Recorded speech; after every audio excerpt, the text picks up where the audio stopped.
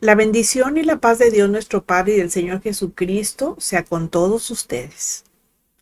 Continuamos con nuestro estudio del libro de Apocalipsis y hoy tenemos la tercera y última parte del capítulo 2, las cosas que son tiempo de la iglesia. La semana pasada, pues nos quedamos en la iglesia, en el mensaje a la iglesia Tiatira. Y hoy vamos a decir lo que el Señor le dice a esa iglesia. Vamos a ver Apocalipsis 2:19. Dice, yo conozco tus obras y amor y fe y servicio y tu paciencia y que tus obras postreras son más que las primeras. Aquí el Señor está comentando lo bueno y lo hace con el fin de edificar más a la iglesia. Él conocía las obras del pastor de esa iglesia, de Tiatira, y sabía que estaban basadas en el amor, en la fe, la paciencia y en el servicio. Pero también le reconoce que sus obras iban en aumento, o sea, crecían cada día. ¿Ve? Y aquí el Señor no solo se refiere a las obras como tales, sino más bien a la motivación y actitud que tenían para hacerlas. Y le señala que esas obras habían ido mejorando. El servicio al que el Señor alude es algo más que trabajo. Miren, servir representa comprensión, representa ternura, disponibilidad, atención. O sea, no es una actividad solamente. Porque miren, hacer mucho sin amor no es servicio, es vanagloria. Nosotros tenemos que estar enamorados de lo que hacemos, porque si no, lo único que queremos es lucirnos. Y esa no es la pretensión de este pastor aquí de esa iglesia. Entonces en Apocalipsis 2:20 le dice, pero tengo unas pocas cosas contra ti. Aquí ya viene el reproche, dice. ¿Toleras que esa mujer Jezabel que se dice profetiza enseñe y seduzca a mis siervos a fornicar y a comer cosas santificadas, sacrificadas a los ídolos? Aquí lo que está haciendo el Señor es reprocharle lo que está mal. Evidentemente en esa iglesia había una mujer cuyo nombre real pues obviamente no era Jezabel, pero su actitud y su obra sí lo eran. Por eso el Señor le da ese nombre. Recordemos que Jezabel fue la esposa del rey Acab, y Acab fue uno de los reyes de Israel. Esa mujer era una mujer pagana, dominante, manipuladora y quería controlarlo todo. Bueno, con decirles que usó a su marido para hacer su voluntad en Israel, la voluntad de ella. De hecho, lo que hizo en Israel fue directamente la obra del diablo. Introdujo en la nación la injusticia, la corrupción y la idolatría. Primeramente, ¿qué fue lo que hizo? Primeramente incitó al marido a la idolatría y luego a toda la nación. El culto a Baal, el diablo, a Astarot, que es actualmente el culto dirigido a María, entre muchos otros. Yo no estoy aquí para hacerle cariñitos a nadie. Yo estoy aquí para hablar las cosas como son. Y aquí está ese Astarot, es actualmente el culto que se dirige a la Virgen María. El problema era que el pastor toleraba a esa mujer en su obra de falsa enseñanza, en su falsa profecía y en su seducción dirigida a los fieles. A ellos los llevaba prácticas de pecado de las que habla primero a los Corintios 10:21, que dice, no pueden beber la copa del Señor y la copa de los demonios. No pueden participar de la mesa del Señor y de la mesa de los demonios. Esa mujer que era como Jezabel obraba con presunta autoridad y por tanto, como ella creía tener gran influencia en muchas personas, les ordenaba lo que quería. Y todo eso lo toleraba el pastor, que evidentemente no se daba cuenta de lo que estaba ocurriendo. Sinceramente, yo no sé qué estaría haciendo ese pastor si no estaba teniendo cuidado de su iglesia. Esa mujer aparentaba ser muy espiritual, aparentaba ser piadosa en todo lo que hacía, pero especialmente cuando estaba frente al pastor. Por eso su maldad le pasaba desapercibida. O sea, y el pastor no tenía discernimiento. ¿Se dan cuenta? Esa mujer tenía más preparación que los demás. Todas las demás gentes que la rodeaban eran gente de muy sencilla condición y parecía estar interesada en los problemas de ellos. Y de ese modo, pues ganaba su confianza. Y con eso, pues, ¿qué adquiría? Pues poder y control sobre las personas. Bueno, este tipo de personas que son manejadas por el espíritu de Jezabel abundan en las iglesias. Pero no solo en las mujeres, también hay hombres con ese mismo comportamiento. Ellos también tienen el don para ocuparse de las personas, pero solo las usan para su propia satisfacción. Por eso las controlan, las manipulan. Pobres de las que caen en sus redes. Porque ¿saben qué? Utilizan a gente que está deseosa de servir a Dios. Y ese tipo de gente ve como su gran adversario al verdadero profeta de Dios. Hagan de cuenta, igual que la primera Jezabel, que ella no quería a Elías, acuérdense cómo lo andaba persiguiendo. Para esas personas, su adversario es aquella persona que representa la autoridad de Dios. A todo aquel que es delegado por Dios para dirigir una congregación o iglesia local, esos eran sus enemigos. Bueno, Apocalipsis 2:21 dice, y le he dado testimonio tiempo para que se arrepienta, pero no quiere arrepentirse de su fornicación. Obviamente está hablando aquí de fornicación espiritual. El Señor lo que está haciendo es informar al pastor de la iglesia que le dio oportunidad de que se arrepintiera del pecado de esa fornicación espiritual, pero que esa iglesia no ha obedecido. Las personas que tienen ese espíritu es muy difícil que se arrepientan, pero no es a causa del espíritu en sí, sino por la condición de su corazón que tiende al pecado, ya que el espíritu del diablo solo se aprovecha de esa condición de tener un corazón perverso de las personas que son como Jezabel. Muchas personas incautas le creen a ese espíritu que se hace pasar como que es parte de Dios. Por eso creen que tienen la verdad y que los demás están equivocados. Porque llegan a creer que es el mismo Espíritu Santo el que les está hablando y guiando y no se dan cuenta de que debido a que tienen un corazón perverso, no es la persona como tal. Es un poderoso demonio que está fingiendo, que se está disfrazando para que las personas caigan en sus redes. Además, esas personas creen tener línea directa con Dios y menosprecian las razones de los demás cristianos, a quienes ve como inferiores de calidad espiritual y sin compromiso. Pero a pesar de su apariencia espiritual, Jezabel no es más que la personificación del orgullo y la rebeldía. Apocalipsis 2:22 dice, he aquí, yo la arrojo en cama y en gran tribulación a los que con ella adulteran si no se arrepienten de las obras de ella.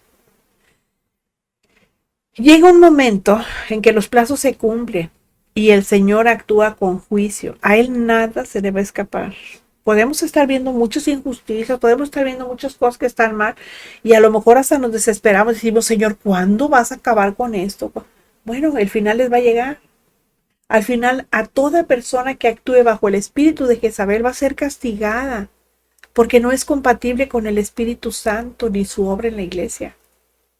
Pero no solo ella, sino todos los que no se arrepienten y que acaban bajo sus garras. Y aquí, fíjense, hay un paralelismo muy concreto con la falsa iglesia romana, la que se llama católica. Pero ese término realmente no debería de ser usado en ella, porque católico significa universal, y universal fue la iglesia que Cristo formó. Pero la iglesia romana tiene muchas deidades que han sido tomadas y etiquetadas con nombres cristianos. Y la más conocida de ellas es la Virgen María. Y esto es idolatría. Y Dios aborrece la idolatría. Y lo que aborreció en el principio, lo sigue aborreciendo ahorita. Claro que todas las religiones del mundo tienen sus dioses. Solo el verdadero cristianismo no tiene a nadie. Tiene nada más a uno. En todo el mundo solo hay una mujer que ha matado a los profetas y esta es Jezabel. Y de igual manera, fíjense, a través de los siglos, muchos hijos de Dios han sufrido la muerte de mano de la iglesia romana. Nada más recuerden la Inquisición. Recuerden, a Tomás de Torquemada. Lean sobre su historia para que vean quién era Tomás de Torquemada. Fue el más grande inquisidor en la Edad Media. Esa iglesia insiste en que ella decide y juzga lo que es recto y trata de controlar la mente del hombre y no va a arrepentirse. Y al igual que la Jezabel de Tiatira, que es un tipo, digamos, de la iglesia de Roma, tampoco se va a arrepentir. Esta iglesia romana tampoco se va a arrepentir, pero será destruida por fuego. Apocalipsis 17, 15 y 16 dice, me dijo también, las aguas que has visto donde la ramera se sienta son pueblos, muchedumbres, naciones y lenguas. Y los 10 cuernos que viste en la bestia, estos aborrecerán a la ramera y la dejarán desolada y desnuda y devorarán sus carnes y la quemarán con fuego. Ya más adelante les voy a explicar estos de Apocalipsis 17, 15 y 16. No me quiero adelantar mucho para no confundirles. Bueno, vamos a ver el capítulo 2, versículo 23. Dice, y a sus hijos heriré de muerte y todas las iglesias sabrán que yo soy el que escudriña la mente y el corazón y les daré a cada uno según sus obras. El duro castigo para que no se arrepiente es heriré con muerte. ¿Qué quiere decir eso? Que lo va a matar. Y será una muerte terrible, va a ser una muerte pestilencial, como la que se describe en Ezequiel 33, 27, que dice, les dirás así ha dicho Jehová el Señor, vivo yo, que los que están en aquellos lugares asolados caerán a espada, y al que está sobre la faz del campo entregaré a las fieras para que lo devoren, y los que están en las fortalezas y en las cuevas de pestilencia morirán. Con todo, se trata de un castigo para amonestar con él a todas las iglesias, incluyéndonos a nosotros, que tenemos que entender que Dios sigue escudriñando la mente y el corazón para dar a cada uno lo que es justo. Salmos 7:9 en su parte B dice, porque el Dios justo prueba la mente y el corazón. Y Dios es el mismo, ayer, hoy y por los siglos. Lo que Él dijo, lo va a hacer, porque Dios no es hombre para que mienta, ni hijo de hombre para que se arrepienta, dice Números 23:19. Jeremías 11:20 en su parte A dice, pero oh Jehová de los ejércitos, que juzgas con justicia, que escudriñas la mente y el corazón. ¿Se fijan? Dios quiere que la iglesia nos desprendamos de todo espíritu de Jezabel, porque la palabra de Dios dice, horrenda cosa es caer en manos del Dios vivo, en Hebreos 10:31. Y eso está en el contexto de Hebreos 10, 29 y 30, cuando dice, ¿cuánto mayor castigo piensan que merecerá el que pisoteare al Hijo de Dios y tuviere por inmunda la sangre del pacto, en la cual fue santificado, e hiciere afrenta al Espíritu de gracia? Pues conocemos al que dijo, mía es la venganza, yo daré pago, dice el Señor. Y otra vez, el Señor juzgará a su pueblo. Esto es cuando nos enredamos en practicar pecado, cuando menospreciamos la sangre de Cristo en la cual fuimos santificados, y cuando hacemos afrenta al Espíritu de gracia, y no necesariamente de palabra. También cuando desviamos nuestros corazones a causa del egoísmo o el orgullo. Apocalipsis 2, 24 y 25 dice, pero a ustedes y a los demás que están en Tiatira, a cuantos no tienen esa doctrina, la de Jezabel, y no han conocido lo que ellos llaman las profundidades de Satanás, yo les digo, no les impondré otra carga, pero lo que tienen, reténgalo hasta que yo venga. Miren, el Señor no va a enviar ese juicio a los fieles de la iglesia, sino solo a quienes tienen la doctrina de Jezabel, aquellos que se jactan de conocer las profundidades de Satanás. Esas profundidades de Satanás se trata de los misterios reservados a quienes practican el ocultismo que Jezabel enseñaba, porque los falsos hermanos piensan que pueden estar por encima del bien y del mal, aquellos que creen que todo les es lícito, que pueden participar de las obras de las tinieblas sin recibir ningún daño. Esto que les voy a decir, miren, no es legalismo, es lo que enseña la Escritura. En la actualidad, la práctica de esa doctrina sería, entre muchas otras, que participáramos en cualquier evento ocultista, que participáramos en leer horóscopos, las cartas, el café y cuántas otras cosas. Cuando viéramos películas de por sí depravadas y malvadas, o que escucháramos música especialmente diabólica y un larguísimo etcétera, como hay el rock, eh, el rock pesado, que así le llaman los muchachos el rock pesado. Eso es diabólico, eso ni siquiera es música, es ruido. Imagínense, la música buena, una música buena de orquesta, una música eh, clásica, esa te eleva el espíritu. No tiene letra, pero la simple música te eleva el espíritu, te lleva a otro plano.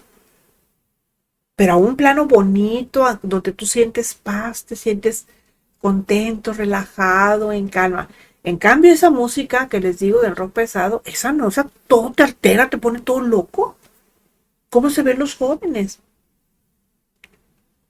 A muchos, fíjense, que piensan que están por encima de estas cosas, el diablo les toma ventaja, pero no se dan cuenta. ¿Y saben por qué no se dan cuenta? Porque están ignorando un principio que es básico en la palabra. Y ese principio lo encontramos en Efesios 5, 11 y 12, que dice: y no participes en las obras infructuosas de las tinieblas, sino más bien repréndelas, porque vergonzoso es aún hablar de lo que ellos hacen en secreto. Y primera de Pedro 5:8 dice: sean sobrios, velen, estén atentos, avispados, porque nuestro adversario, el diablo, como león rugiente, anda alrededor buscando a quien devorar. El león come carne, y si el cristiano vive en la carne y obedece a la carne, no obedece al espíritu, pues se lo va a devorar. El creyente que está lleno del Espíritu Santo no desea ni quiere disfrutar entre comillas, digamos, de las cosas que antes disfrutaba. Ya no le divierte hacer cosas vacías y estériles, cosas que no le edifican. El Señor tiene por fieles a quienes no siguen las doctrinas de Jezabel y les invita a no perder nada de lo que han ganado para cuando el Señor venga. Y aquí tiene dos remitentes. El mensaje va dirigido a los creyentes de Tiatira en particular, pero también a todos los creyentes vivos cuando el Señor vuelva.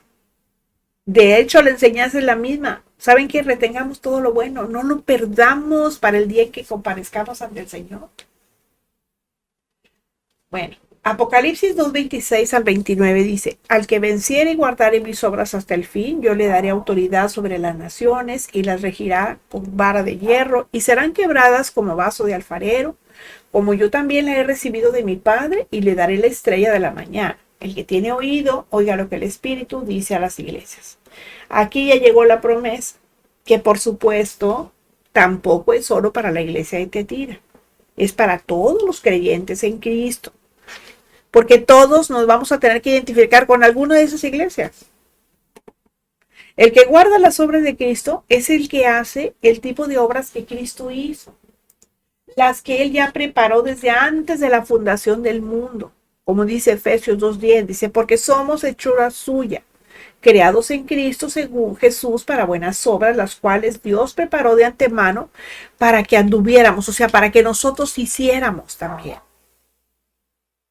Todo aquel que así hace, a ese Cristo le va a dar la oportunidad sobre las naciones, igual que Él la recibió de manos de su Padre. ¿Dónde dice eso? Dice Salmos 2, 8 y 9: pídeme y te daré por herencia a las naciones, y como posesión tuya los confines de la tierra. Los quebrantarás con vara de hierro, como vasija de alfarero los desmenuzarás. Obviamente, pues esto va a ser durante el milenio. Eso lo vamos a ver en Apocalipsis 20.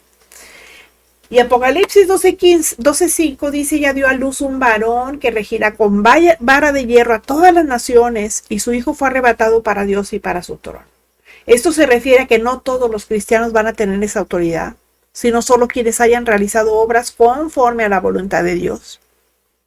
Primero los Corintios 3, del 12 al 15 dice: y si sobre este fundamento alguno edificare oro, plata, piedras preciosas, madera, heno, hojarasca, la obra de cada uno se hará manifiesta, porque el día lo declarará, pues por el fuego será revelada, y la obra de cada uno, sea cual sea, el fuego la probará.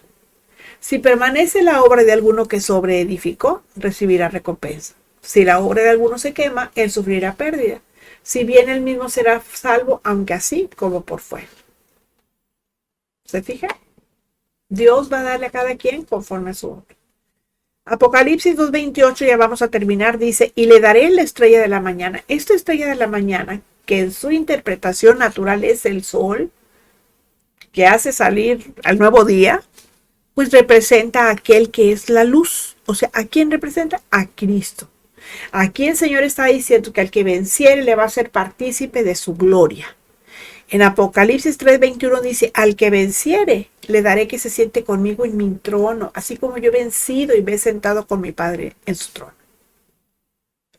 El último versículo del capítulo 2, versículo 29 dice, y el que tiene oído, oiga lo que el Espíritu dice a las iglesias. Una vez más, como si fuese un estribillo, este mensaje es para todos aquellos que oyen la voz del Espíritu Santo, que son los hijos de todos los tiempos, de las cosas que son la iglesia de Cristo. Hemos terminado el capítulo 2. Si les edificó, les pido, les ruego que por favor me regalen un like. Necesitamos hacer viral este estudio. Necesitamos que más personas lo vean. Ustedes y yo tenemos que pensar que son los últimos tiempos y la palabra de Dios tiene que ser compartida. Necesitamos aprovechar la tecnología. Gracias a Dios por esos hombres que pudieron hacer todas estas cosas, que Dios les dio esa habilidad para hacerlas. Y vamos a compartirlo. Mientras tanto, les espero la próxima semana cuando volveremos a encontrarnos en nuestro estudio bíblico. La gracia de nuestro Padre, el Señor Jesucristo, sea con todos ustedes. Amén.